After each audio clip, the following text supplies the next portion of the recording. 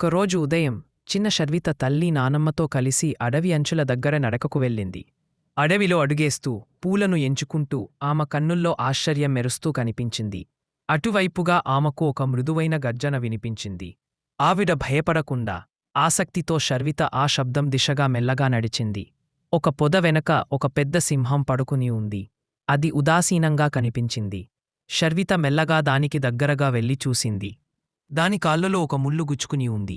అయ్యో, నీవు గాయపడినావా అంటూ శర్విత నిదానంగా ఊగేసింది. జాగ్రత్తగా ఆమె ఆ ముల్లును తీసింది. సింహం గర్జించలేదు. అది మృదువైన కళ్ళతో ఆమెను చూసింది. సింహం ఆమె చేతిని మృదువుగా నాకింది. అది ఓ కృతజ్ఞతలా ఉంది. శర్విత చిరునవ్వుతో చూసింది. ఆ రోజు నుండి వారు రహస్య స్నేహితులయ్యారు. ఒకరోజు శర్విత అడవిలో తప్పిపోయింది. ఆమె ఆరుస్తూ అరిచింది, సింహం, నీవెక్కడ ఉన్నావు? అంతే. సింహం ఆమెకు సహాయం చేయడానికి పరిగెత్తుకుంటూ వచ్చింది. సింహం మెల్లగా ఆమెను ఇంటివరకు తీసుకొచ్చింది. అందరూ ఆశ్చర్యపోయారు.